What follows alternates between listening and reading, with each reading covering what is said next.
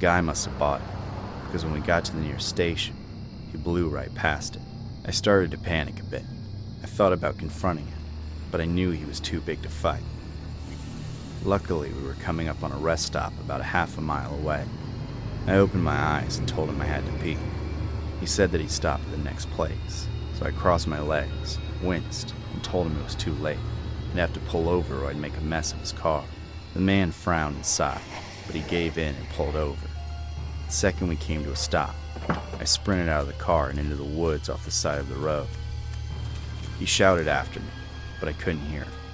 The bushes were scratching at my legs, but I didn't stop running. The rest stop was close enough that I could see the lights. My phone had died by that point.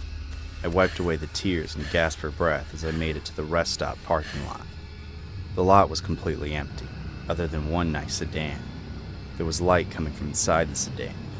I figured it was a phone, so I ran and banged on the window. The guy from earlier was nowhere to be seen. I think he gave up once it got too risky for him. The phone light shut off, and the person inside rolled down the window. It was another man, but he was a lot cleaner than the last guy.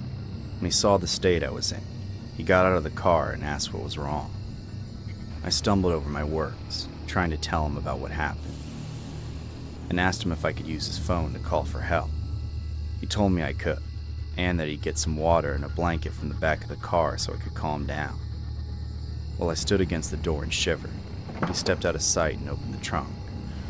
While waiting, I glanced into his car. There were a pair of binoculars on the passenger seat. I turned to where the man had disappeared and found him pulling rope out of the trunk. I stumbled into the side mirror, and he realized I'd seen him. Even though I was exhausted, I managed to use the last of my energy to sprint to the rest stop. His footsteps trailed behind until I caught the eye of the woman at the desk. The guy chased me, ran back to his car, and drove off while I watched him from inside the lobby. The woman at the lobby stayed with me while I tried to pull it together. After everything that night, I could barely even trust her. The lady gave me a free room for the night.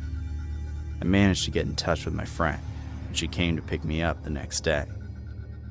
When we got my car towed, it turned out my fuel lines had been cut. I guess the guy who followed me from the gas station had the whole thing planned. The fact that I ran into a second psycho must have just been insanely bad luck.